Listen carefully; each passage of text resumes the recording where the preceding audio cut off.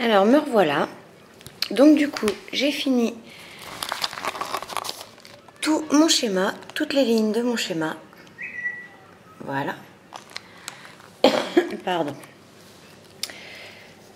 Vous voyez que ça sort par en dessous la machine. Hop. Donc maintenant on va refermer notre pochette. On prend la machine dans ce sens. On va prendre les fils, on va chercher les fils du deuxième picot et on va les ramener sur le premier picot. Ensuite, on va prendre les deux fils qui étaient déjà sur le premier picot, ceux d'en dessous, et on les passe par-dessus. Hop, les fils du premier picot, on les ramène sur le deuxième et on va continuer comme ça tout le long. On ramène les deuxièmes sur le premier et on remonte ceux d'en dessous.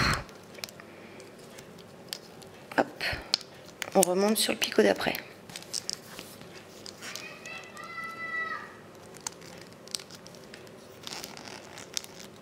Au-dessus, on va chercher les élastiques du dessous pour les remonter par-dessus. Ensuite, on remet ces élastiques-là sur le picot d'après. Et on continue ainsi de suite. Attention à la manipulation des élastiques. Parce que là, si vous en lâchez un, c'est tout le travail qui se défait. Ce serait quand même dommage.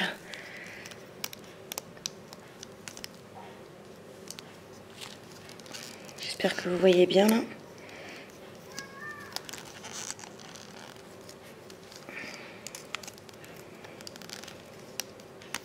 Moi je m'aide avec mes mains, personnellement, je sais pas comment vous faites, mais je m'aide souvent avec mes mains.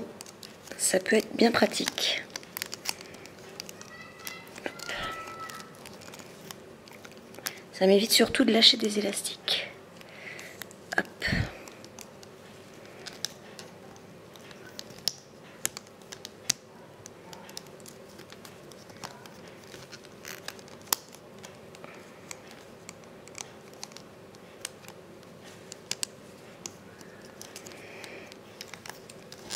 Il y en a peut-être certains qui verront que je tiens un peu le crochet à l'envers. C'est volontaire pour éviter que les élastiques s'en aillent justement. Hop. On arrive à la fin de la rangée.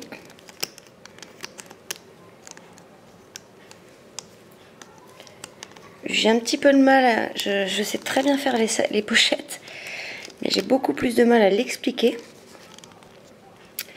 Du coup, j'espère que vous allez comprendre quand même mes petites vidéos.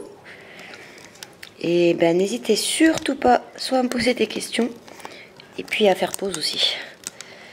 Il n'y a pas de problème. Hop. Moi, c'est comme ça que j'ai appris, en faisant plein de fois pause. Et alors, quand on arrive là, oui. Quand on arrive au bout, là, on fait comme si le picot là était le suivant, bien entendu. On va mettre ces élastiques là au-dessus. On va chercher les deux du dessous qu'on relève par-dessus. Et puis on remet ceux-là sur leur picot d'origine. Voilà. Ensuite, on va aller tourner la machine.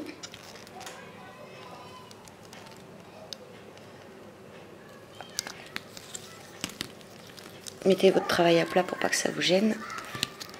Et on fait la même manipulation de ce côté-là. Vous voyez que là, on a tout un côté qui est détaché. On voit le dessin à l'intérieur. Ou à l'extérieur même. Hop. Donc, on prend les élastiques du deuxième picot qu'on ramène sur le précédent. On prend les élastiques du dessous, on les passe par-dessus. Excusez-moi, j'en ai un qui s'est coincé. Hop là, voilà. On reprend les élastiques qu'on met sur le picot d'après. Et on recommence la même manipulation. On prend les suivants qu'on met sur le picot d'avant.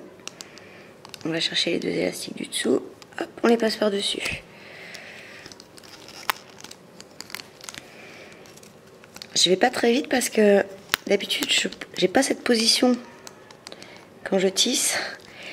Du coup, j'essaye de vous montrer du mieux possible pour que ça ressorte bien à la vidéo. C'est pas évident. Hop. C'est vrai qu'en général, on travaille plus facilement seul qu'en faisant une vidéo. Hop, voilà.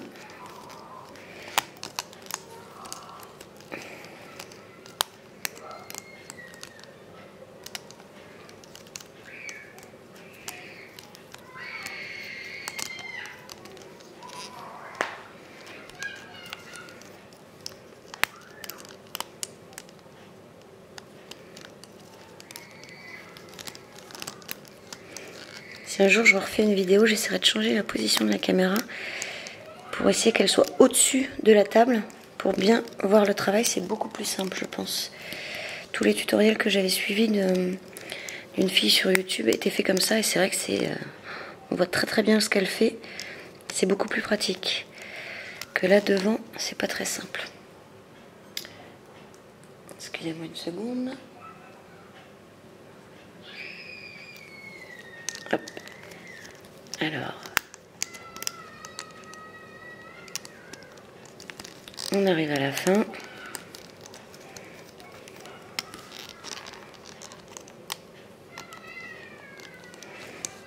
Après, pour fermer la pochette, il y a plusieurs façons. Ça m'est déjà arrivé donc de mettre la perle par là, ou bien de l'autre côté, ça dépend.